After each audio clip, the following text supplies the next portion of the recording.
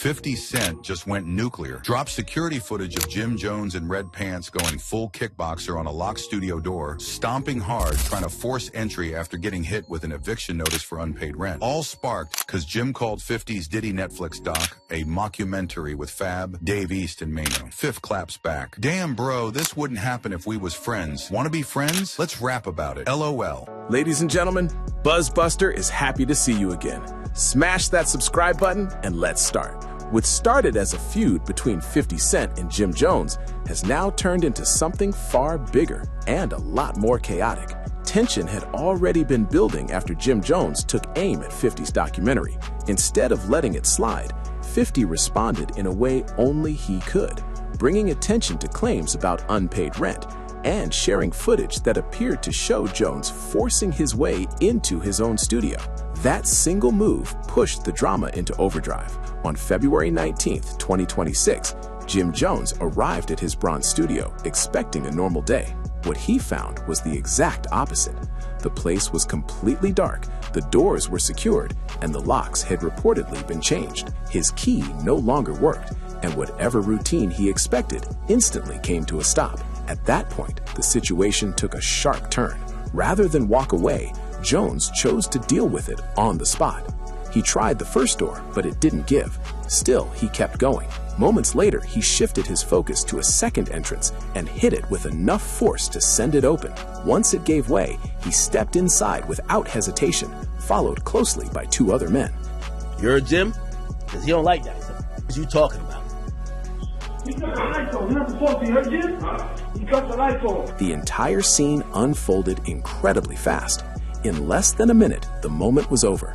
Yet that brief clip was all it took to ignite the internet. Roughly 7 hours later, 50 Cent had already posted the footage to Instagram, putting the entire incident in front of millions. By the time most people were checking their phones, the video had spread everywhere. Social media lit up almost instantly, with viewers replaying the moment, debating what led up to it, and picking sides in the latest chapter of this rivalry.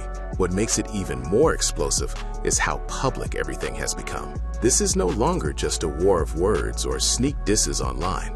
Now there's video, accusations, and a growing pile of receipts being dropped in real time. Every response seems to raise the stakes, and neither side appears interested in backing down. At this point, the conflict isn't just messy, it's become a full-blown spectacle, with 50 amplifying every development and Jones right in the middle of the controversy.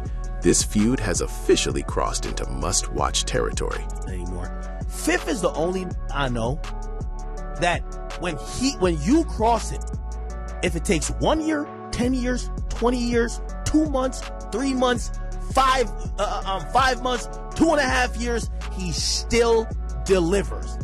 And if this is where things stand now, there's a good chance the next move will bring even more attention. Video alone wasn't the only thing he brought to the table.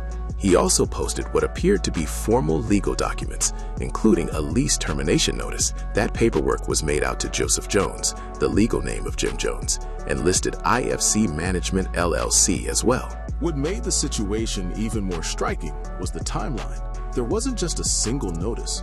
2 separate default notices had already run out, and both suggested the window to resolve the issue had passed. Based on the documents he shared, the first was a 15-day default notice dated January 5th, 2026, with a deadline of January 22. No reply was shown from Jones' side. After that, the situation seemed to escalate. A final 5-day termination notice was issued on February 10th and expired on February 17th.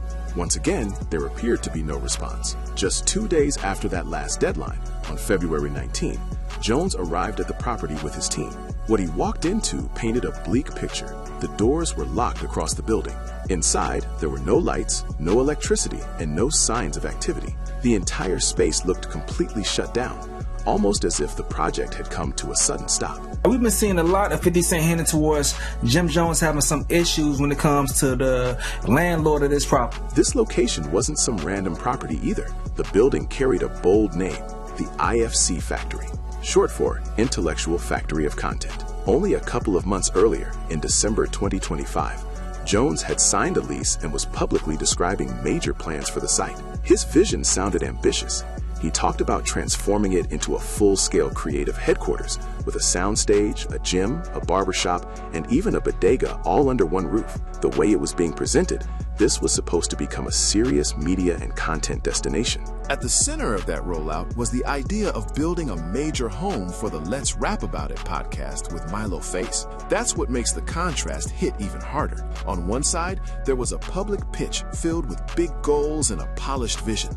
On the other, these documents and the condition of the building seemed to tell a very different story. Taken together, the footage and paperwork created the impression that something had gone wrong behind the scenes, and by the time Jones returned, the opportunity to fix it may have already been gone. Everything shifted the moment 50 Cent dropped that surveillance clip. In one post, he changed the tone of the entire situation and made it feel less like conflict and more like public comedy. The caption told the whole story. Damn, bro, this wouldn't happen if we was friends. Wanna be friends? I don't know. Let's rap about it. LOL. Fifth claps back. Damn, bro, this wouldn't happen if we was friends. Wanna be friends? Let's rap about it. LOL. There was no outrage in it, no heated response, no direct attack. Instead, it came off like pure trolling, delivered with a grin. He wasn't jumping into the chaos to fight back. He looked like someone leaning back, watching the drama play out for fun. That calm, playful approach is exactly why the moment landed so hard. More than just showing someone stuck outside, the footage did something bigger. It tore apart the image Jones had been carefully putting together online. Up until that point, he had been presenting a completely different story. Social media was full of updates about progress, clips of construction, and posts promoting the gym, the shop, and the larger plan behind it all. He made the IFC factory look like more than a property. It was being framed as a major move, a serious investment, something meaningful and powerful for the culture. Each upload pushed the same message: growth, vision, momentum, control. Every video suggested he was building something important from the ground up. The branding was strong, the confidence was obvious, and the presentation made it seem like everything was firmly in his hands. That's why the surveillance video hit with such force. In an instant, the narrative flipped. The very place he had been using as proof of his progress suddenly became the location tied to embarrassment.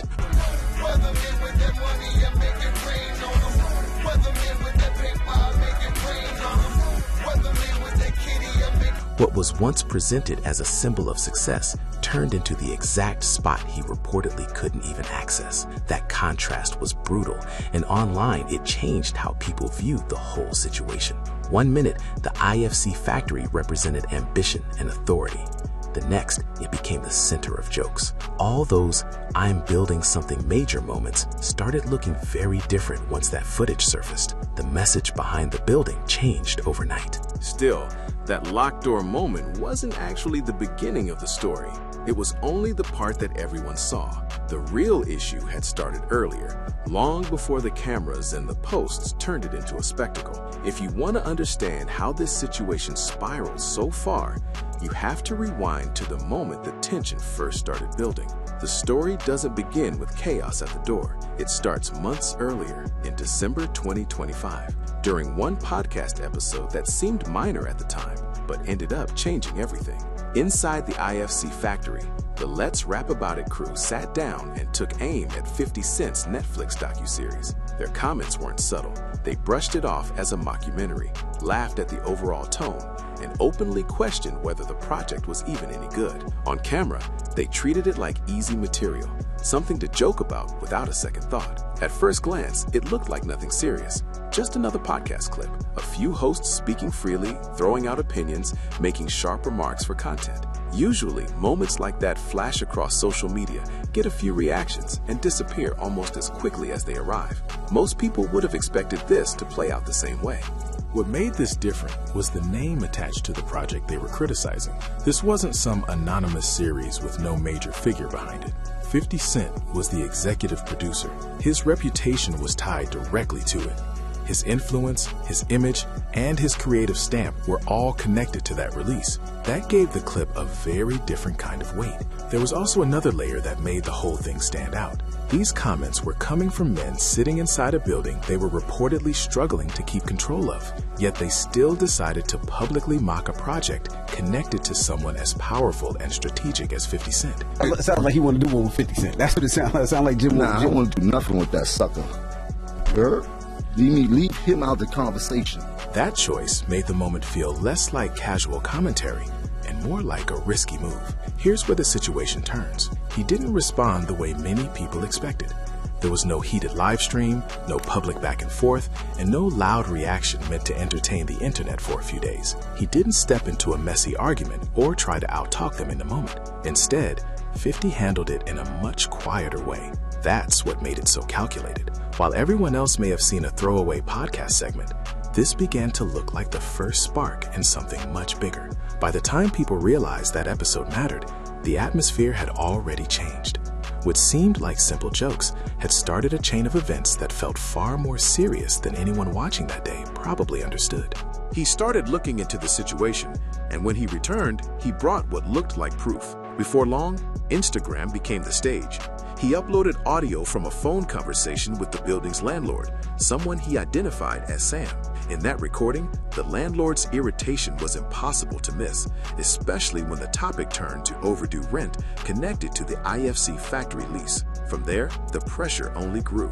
50 added his own commentary in the caption, labeling the group as squatters and putting the entire situation in front of a massive online audience. Suddenly, what may have been a private business issue turned into a very public spectacle. Once the financial figures started appearing, the story became even harder to ignore. The amounts being mentioned were anything but minor. Early posts pointed to alleged unpaid balances ranging from $80,000 to $180,000. Later, those estimates appeared to rise even more, with claims suggesting the full amount for the space was approaching $250,000. With every new post, the situation felt bigger, messier, and far more calculated. His lease has been terminated. There was like all this issue previously documented like a couple months back between like the owner of this building and Jim Jones, and 50 Cent was inserting himself into this whole situation, and it created like this friendly beef that seems like maybe it won't be too serious because both sides seem like to have like some dangerous people, both like 50 Cent's side and the Jim Jones Fabulous Davies Mano side. That's when the conversation shifted from exposure to leverage. 50 began suggesting there could be a larger move behind all of this. He floated the idea of purchasing the entire building. On top of that, he also hinted at taking a 50% stake in the podcast itself. At that point, this no longer looked like simple online trolling. It started to resemble a serious power play. While all of this was unfolding, the crew did their best to appear unfazed. Publicly, they pushed back on the claims and downplayed the seriousness of the numbers being discussed. Their message was simple. The situation wasn't as bad as it was being made to seem, and everything was supposedly being handled. Still, one post changed the tone completely. 50 claimed that Jim Jones had allegedly sent $200,000 to help resolve the issue. That detail immediately caught people's attention and sent even more eyes toward the story. His caption made the implication clear and added another layer of drama to an already tense situation. By then, the entire dispute had evolved into more than a disagreement over rent. It had become a public showdown involving money, reputation, and control. Every post raised the stakes, and every new claim made the situation feel less like a rumor and more like a battle playing out in real time online. Being a good tenant clearly wasn't the full story. Samuel, if you want me to make them pay, call me. I'm available. That line didn't sound calm or cooperative. It came across like a warning. Even after the payment was mentioned, the situation didn't cool off. Instead, 50 kept the pressure on and released another clip. This time, the footage showed the studio suddenly losing power right in the middle of a recording session. The scene said everything. Cameras captured the entire team standing there in confusion, phones raised, flashlights on, all trying to understand why everything had just gone dark while they were working. Nothing about it felt accidental. The timing looked too pointed. More than anything, it seemed like a statement. The message appeared to be that 50 had real reach inside that building, and if he wanted to, the entire podcast operation could be interrupted without warning. Once that happened, the story moved far beyond social media teasing. What started as online back and forth now looked like a live display of leverage. Suddenly, this wasn't just about rumors, jokes, or messy public commentary. It felt like a direct show of control happening in front of everyone. That blackout clip landed much harder than the rent claims ever did. Money disputes always leave room for debate. People can question the totals, challenge the math, or argue over what's truly owed. Financial accusations can get messy fast, especially when each side is telling a different version. Video, though, changes the conversation. A visual moment like that is harder to brush aside because viewers feel like they're watching the tension unfold for themselves. It creates a much stronger impression than a list of numbers ever could. When the landlord audio first surfaced, Jones and his team still had some space to respond. They could push back, say the figures weren't right, or argue that the situation had been overstated. There was still room to frame the issue as a misunderstanding or a blown-up business dispute. Once that studio clip came out, that flexibility started to disappear. The conversation shifted. It was no longer just about who owed what. The bigger question became who really held the power in that space, and the footage made that answer look a lot more obvious. Picture this.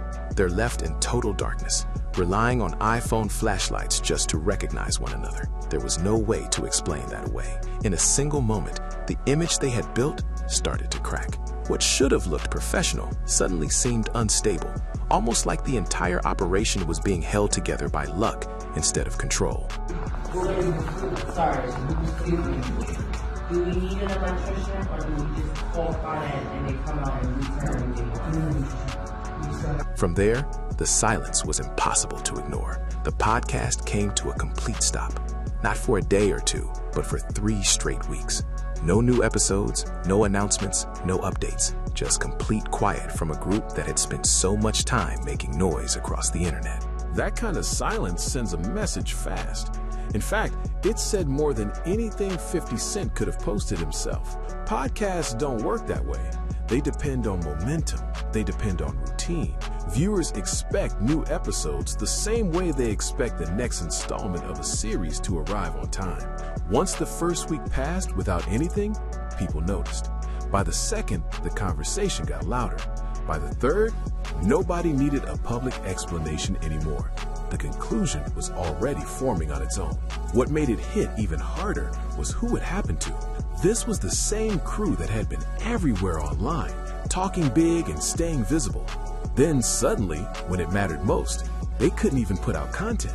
That contrast made the situation look even worse. The pressure was building in real time, and 50 never even had to enter the room for it to have an effect. Then February 17 arrived, and the situation escalated again. The termination notice ran out 48 hours later. After that, the lights were off, the locks were changed, and whatever access they had before was clearly gone. At that point, the story stopped being speculation and started looking very real. Now the image is even more dramatic.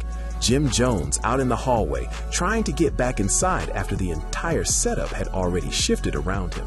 That visual alone says a lot. It turns the whole situation from online tension into something tangible, something you can actually picture. Which brings us to the bigger issue underneath all of this. Because beyond the silence, beyond the shutdown, and beyond the public embarrassment, there's one question hanging over everything. What was really happening behind the scenes? How did 50 Cent end up with that kind of reach? How does a person without any official connection to a Bronx lease still seem to shape what goes on inside the property? To understand it, you have to rewind all the way back to 2007. Once you look past the clips, the documents, and the landlord recordings, a bigger picture starts to come into focus. The same approach keeps showing up again and again. Careful timing, strategic pressure, calculated positioning. At that time, 50 Cent was right in the middle of a major New York rap feud with Cam'ron. The situation exploded after 50 appeared on Hot 97 with Angie Martinez and took aim at Koch Records, the label supporting Cam'ron and Dipset. He described it as a place where artists went when their best days were behind them. And that comment set off a chain reaction. Cam'ron answered back. Diss tracks followed. Tension spread fast, and suddenly the entire city was paying attention. It looked like pure music drama on the surface, But there was more happening than records and radio appearances. While everyone else focused on the public back and forth, 50 was making quieter moves in the background. That is where the pattern starts becoming impossible to ignore. Instead of keeping the battle limited to songs, he widened the playing field. He started thinking several steps ahead, more like a strategist than just a rapper in a feud. One of the clearest examples came when Jim Jones appeared on BET's Rap City while 50 was co-hosting. On camera, seated next to GUnit, Jones said GUnit was one of the few movements he respected. That moment mattered. Why? Because while Cam'ron was still positioned as the clear rival, one of Dipset's biggest names was publicly offering praise in 50's direction. You know, I respect GUnit is one of the few movements that I do respect in this game and things like that. You know me, I'm a hustler, so I'm always open for money and things like that. That's what this is. This is the ultimate hustler version of Rap City right here. It's still diplomats though, baby. Yeah. Even if it seemed small at the time, it sent a message. 50 wasn't only trying to win with diss records, he was finding ways to shift alliances, create tension, and influence the people around the situation. That's what makes this bigger than a simple rap dispute. The public saw the headlines, the music, and the obvious conflict. Behind the curtain, though, there was another layer entirely. Relationships were being tested. Lines were being blurred. Influence was being built piece by piece. So when people ask how 50 Cent could have this much control now, the answer may be simpler than it looks. This didn't appear overnight. It's the result of a style he's been using for years. Stay visible in public, stay active in private, and always move before everybody else realizes what's happening. At the same time 50 was applying pressure, one of his own allies appeared on television giving public respect to the other camp. That alone raised eyebrows, yet the next move was on a completely different level. During a live show in New York, 50 Cent shocked the crowd by bringing out Jim Jones and Jules Santana as unannounced guests. There was no teaser, no setup, no sign it was coming. 1 second the performance was rolling, and the next, those two were standing on stage with GUnit in front of a full arena. That moment changed the conversation instantly. This was no longer just music, records, and back and forth lines. 50 was making moves that affected real relationships, and everyone watching could see it. From Dipset's side, the appearance wasn't taken lightly. Inside that circle, it was viewed as a serious act of disloyalty. Much later, Cam'ron spoke directly about the situation when he sat down with 50 Cent on the Talk with Flea YouTube show. Looking back, he explained that Dipset was already dealing with problems long before the public understood any of it. Tension had been building privately, and cracks were already forming behind closed doors. Because of that, seeing Jim Jones and Jules Santana step onto a stage with the rival side did more than create a bad look. According to Cam'ron, it accelerated issues that were already in motion. What might have stayed internal suddenly became impossible to ignore. His description of the move said everything. Cam called it a checkmate. Even while acknowledging the damage it caused, he admitted there was a certain respect for how strategic it was. In his view, it was cold, deliberate, and perfectly timed. What made it hit even harder was 50 Cent's own response. He didn't deny it, soften it, or pretend it happened by chance. Instead, he confirmed the whole thing was intentional. To him, it was strategy. Every step had a purpose. That is why the moment still gets talked about years later. It wasn't simply a surprise cameo at a New York concert. It was a calculated play designed to create division where division already existed. Rather than attack from the outside, 50 recognized weakness within Dipset and pushed directly into it. The objective was clear from the start: break the group apart from the inside. He tightened his grip by drawing the right people in closer. The crew was already shaky, and DJ Academics captured the whole situation in one sharp comparison. 2007 and 2026 followed the exact same blueprint. Same approach, same mentality, same willingness to wait things out. The only thing that changed was the method. Years ago, influence came through a stage moment and a BET stamp of approval. This time, the pressure showed up through business problems, a landlord named Sam, and a lease issue that turned the entire situation upside down. A closer look at 2007 exposes something much bigger. Jim Jones has repeatedly ended up in moments where his loyalty becomes the main question. He was the one appearing with GUnit on BET. He was the one standing on stage alongside the opposition. It was not Cam, it was not Jules Santana, it was Jones. That detail carries serious weight now. because whenever 50 Cent turns up the public pressure, those older moments are already part of the story. Because of that history, Jones cannot completely hide behind loyalty as a shield. There is already footage that shows him operating differently when the atmosphere got tense. 50 understands that better than anyone, and he keeps returning to it whenever the timing works in his favor. What makes this more interesting is that the pattern did not end back in 2007. It stretches across 50's entire career. Time after time, even when it seemed like he was on the losing side, he was often working from a much larger strategy. Look at 2015. On the surface, 50 appeared to be under real pressure. He was dealing with a $17 million arbitration issue involving sleep. First up, vitamin water. 50 didn't just drink it, he invested in it, got his own flavor, and when Coke bought it for $4.1 billion, he walked away with over $100 million. Then he launched SMS Audio, his own high-end headphone brand, to compete with Beats by Dre. Bold move. Then there's Hollywood. He built GUnit Films and Television and created shows like Power, BMF, and more. For most people, that kind of number would signal a major setback and a public collapse waiting to happen. Yet with 50, situations like that rarely stay simple. His moves have long suggested that what looks like trouble in the moment can also be part of a longer play. That is why these older clips and public moments still matter today. They do not just sit in the past as random incidents. They become tools. They become receipts.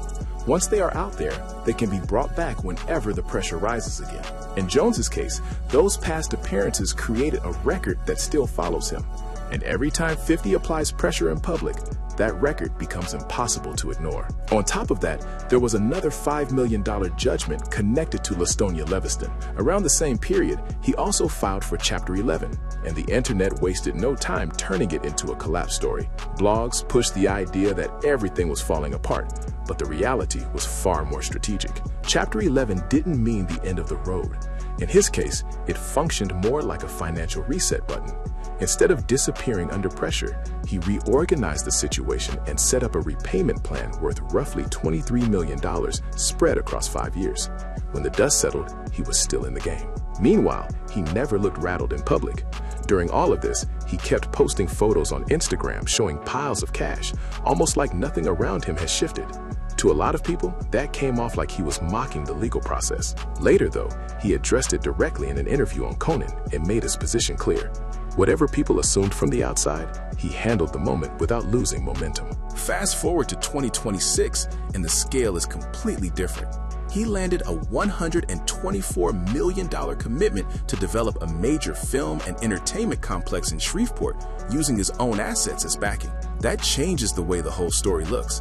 It suggests that while online attention may have been focused on clips, call-outs, and the noise surrounding Jim Jones, his real mindset was somewhere else entirely.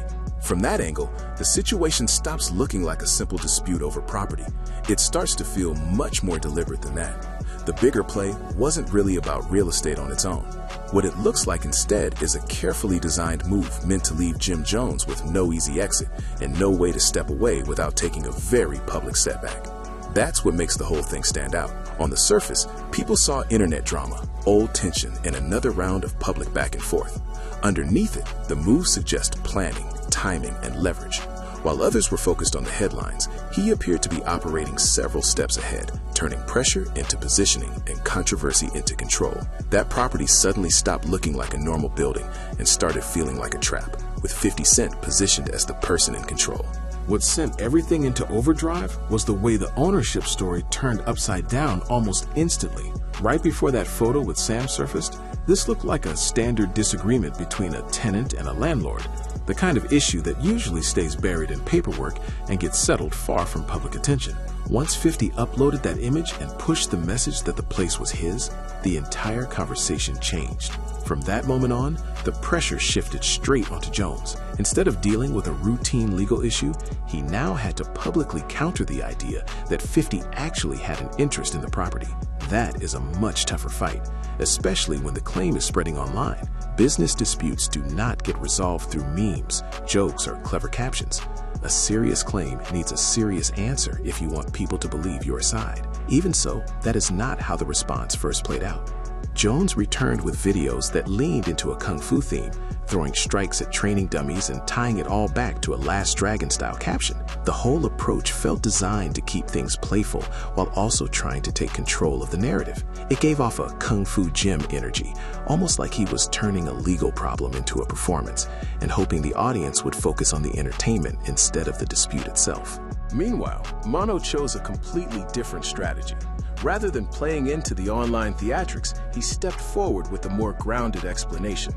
During an appearance on Way Up with Angela Yee, he laid out their version of what happened and tried to bring the discussion back to the business details. His explanation centered on the structure of the lease. According to Mono, the agreement was set up for 5 years, and the people involved were not personally liable.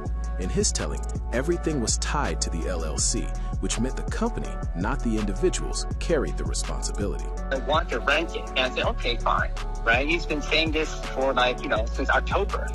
And he keeps trying to build it, but he won't sign the lease. He's like, I don't like these terms. I want 6 months of build out and ridiculous bullshit. We also have a partnership agreement where half of what he's building now, his media, belongs to us. He also said the eviction. According to Mono, none of it happened through the proper channels. There was no court authorization, no sheriff present, and no formal eviction procedure. He also claimed the landlord switched the locks without legal approval. Once police stepped in, the situation shifted fast, and the team was ultimately allowed back inside, while the landlord was removed from the scene. That led straight into a highly calculated moment, the walkthrough. Mono appeared on camera inside the studio, moving through the space, pointing out equipment and showing that the setup was still there. In one sense, it was a smart response. Visually, it sent a clear message that the operation had not fully collapsed. The space was accessible, the gear remained in place, and the business still looked active.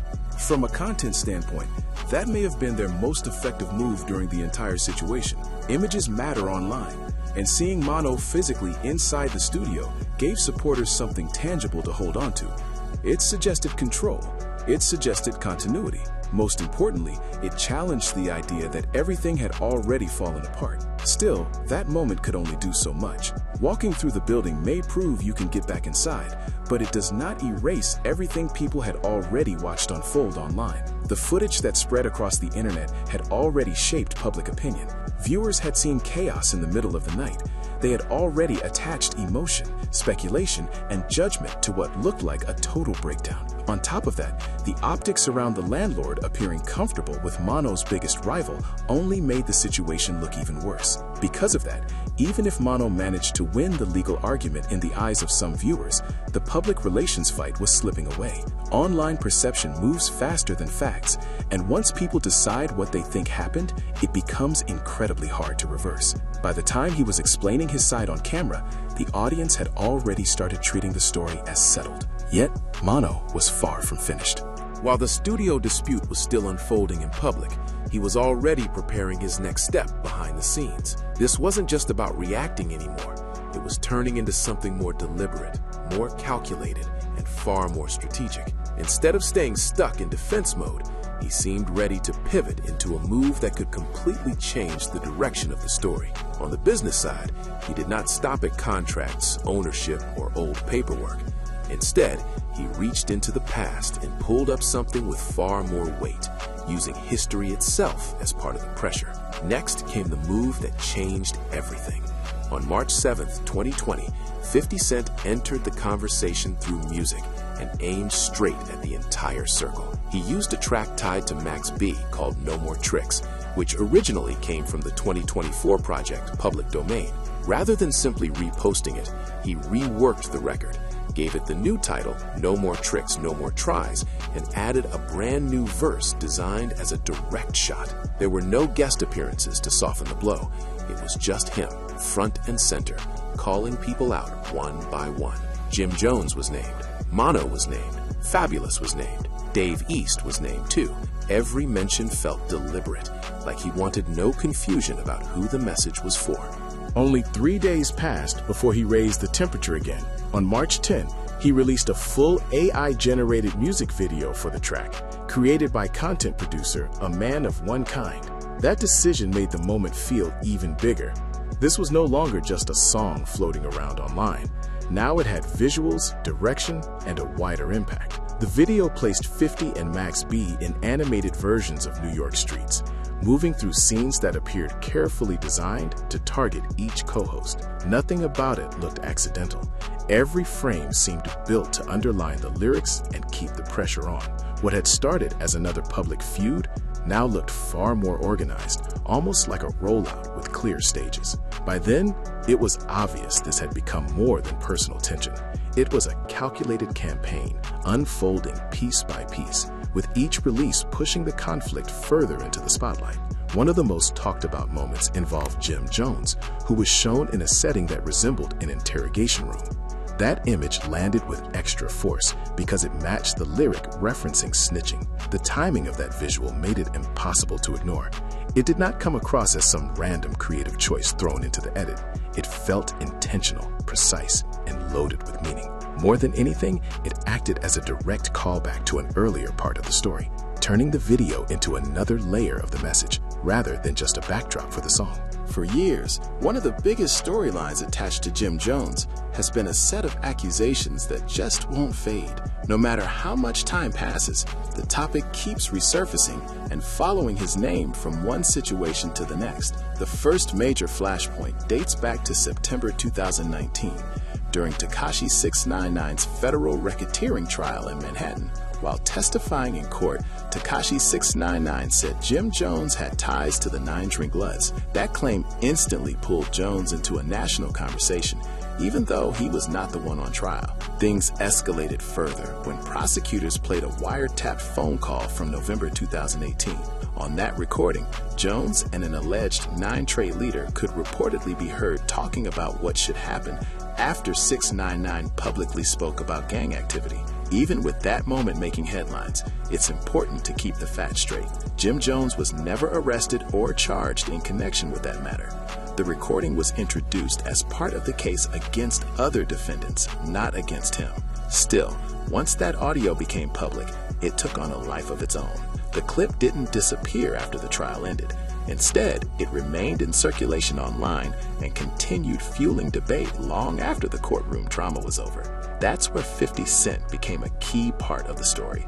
He repeatedly brought the footage back into the spotlight, keeping attention on Jones's presence in that call. Each time it resurfaced, the same questions came back with it, and the discussion around Jones stayed active. Anymore.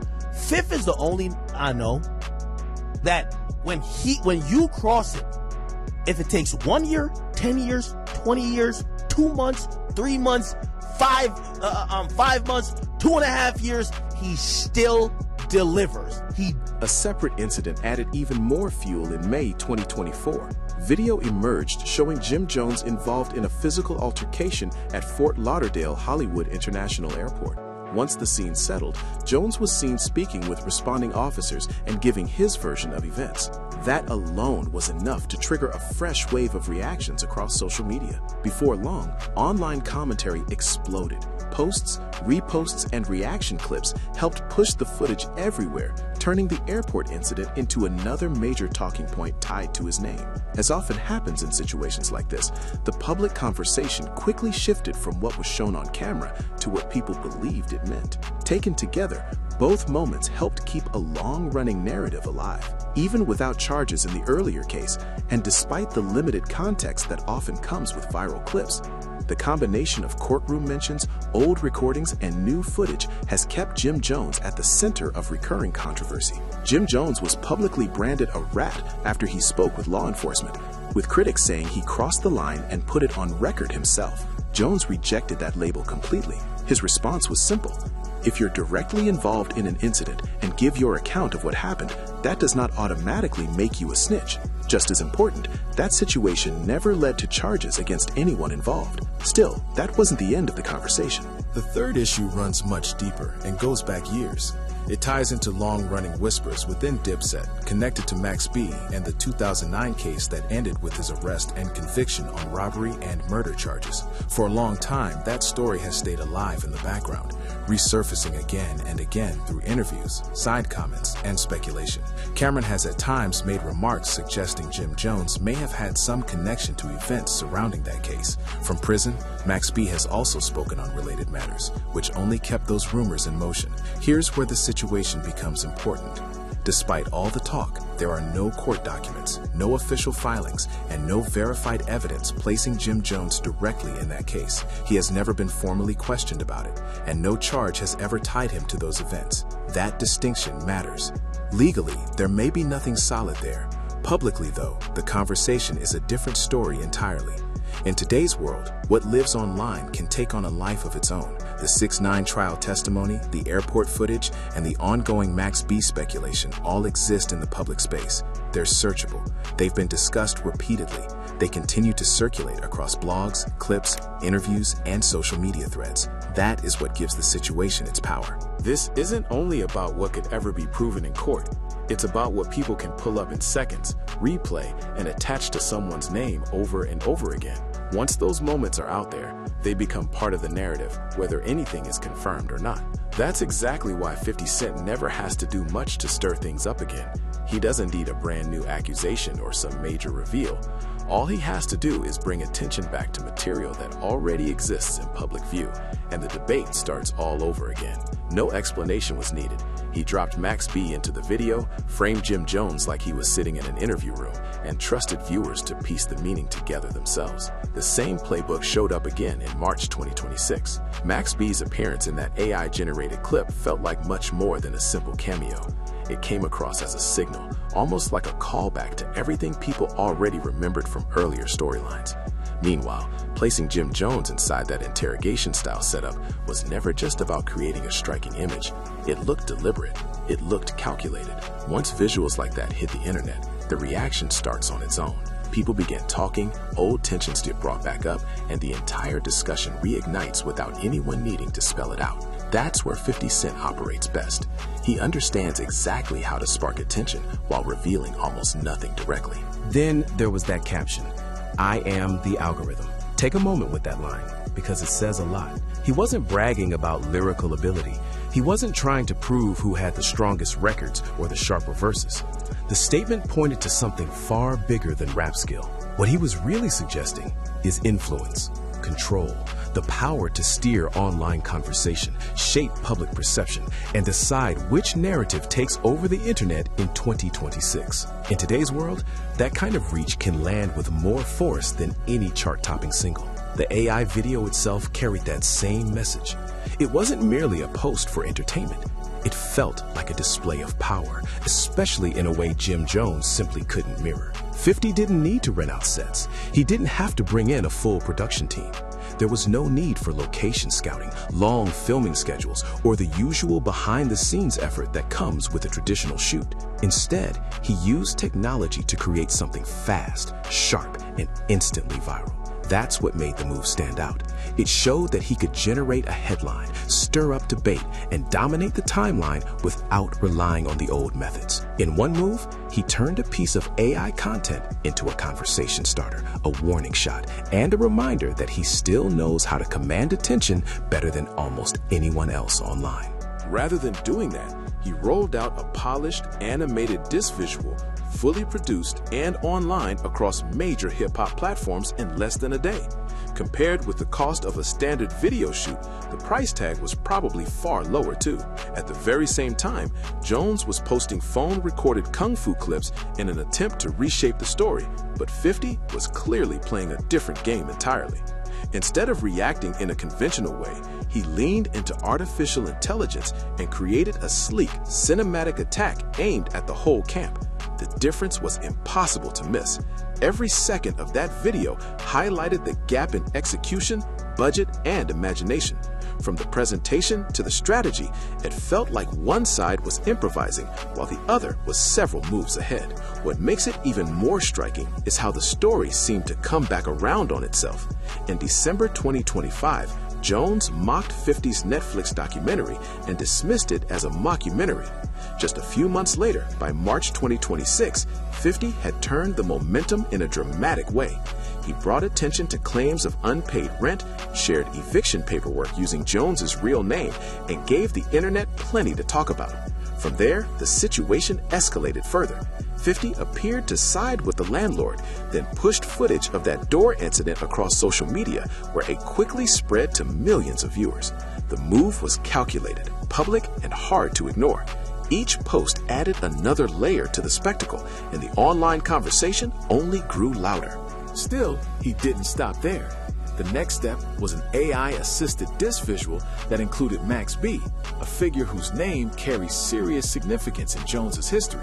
That detail alone added another level of tension to the rollout. Even more surprising, he managed to do all of it without getting physical, without legal trouble, and without ever sounding rattled. That's what made the whole campaign stand out.